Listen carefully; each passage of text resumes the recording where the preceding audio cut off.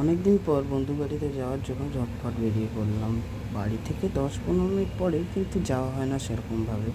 আগে কাজের চাপে ছিল, এখন কাজ টাজ নেই, তবুও যাওয়া হয় না সেরকমভাবে। এতটাই গরম পড়েছে যে আর বেরাতেই ইচ্ছা করে না। তারপরে বাজারে কালী মায়ের দর্শন নিয়ে সোজা চলে গেলাম বাগাটি দিয়ে হাঁটতে হাঁটতে। তার কিছুক্ষণ পরে তার বাড়ি পৌঁছে গেলাম। পৌঁছেই তো দেখি সে চান টান করে ঘুমাচ্ছিল।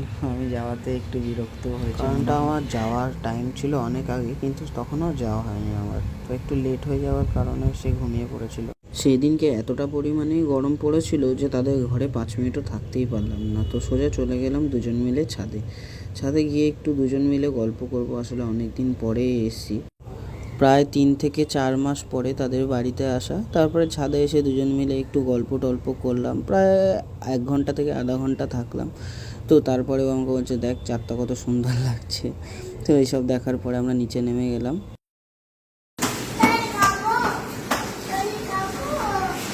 তার দুষ্টুমি দেখতে দেখতে আমি এটা খাচ্ছিলাম।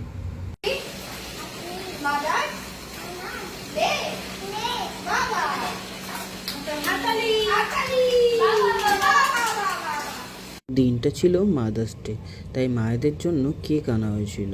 তো সেই কেকটা দেখে তো তোজোর খুবই আনন্দ হচ্ছে, মানে এতটা পরিমাণে আনন্দ। আর কেক খেতে ভালোবাসে, বাচ্চারা তো সব জিনিস দেখলে এরকম করে। তারপরে কি সবাই ফটাফট আসলো, তারপরে কেক কাটা হলো। কেক টেক কাটার পরে সবাই মিলে কেক খেলো, তোজোকে কেক খাওয়ানো হলো, তারপরে আমাকে কেক খাওয়ানো হলো। আমি তো বলছি খুব ভালো হয়েছে। তোজো তুমি কি খাচ্ছ? কেক। কেক খাওয়া শেষ না হতে হতেই হাতে ধরিয়ে দিল চিকেন চাউমিন। তো ওটাই খাচ্ছিলাম আর তার দুষ্টুমি দেখছিলাম। কিছুক্ষণ পরে আমাদের সানি চলে এসেছিলো, তো আমি সানিকে আদর করছিলাম আর ওর দুষ্টুমি দেখছিলাম। ওদের ফ্যামিলির সবাই মিলে একটু গল্প টল্প করছিলাম। এইখানে তো তোজো এসে এই পেপারে পা দিয়েই পড়ে গেছিলো। তো তারপরে সেই পেপারটা সরানোর পরেও বাচ্চাদেরকে আসলে যেটা বারণ করা হয় সেটাই বারবার করে, ও আবার সেই ব্যাগটাতেই বারবার হাত দিচ্ছিল। তো তোজোর ব্যায়াম দেখছিলাম একটু। ভালো করে কর না রে, এত কি শেখাই এরকম এরকম এরকম পাশে এরকম করো। আমি তো পারি না, আমি কোমর লাগে।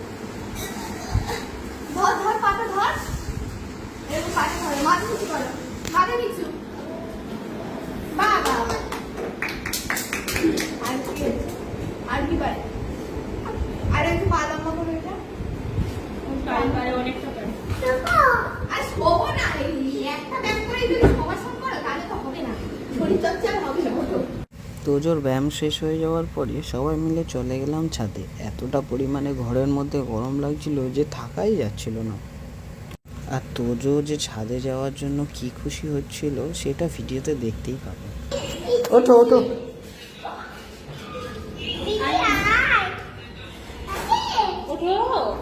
কোথায় যাচ্ছ তোজো? ছাদে কি করবে? খাওয়া খাবো, তাই হাওয়া খাবো, হাওয়া খাবো, খাবো। হ্যাঁ, আরে সামনে দেখো, হাত ধরো, আমার হাত ধরো। কি কোথায় চাঁদ মামা? আকাশে আকাশে। তার দুষ্টুমি দেখতে দেখতে অনেক রাত হয়ে গেল। তো সোজা ছাদ থেকে একদম বাড়ির রাস্তায় রওনা দিলাম।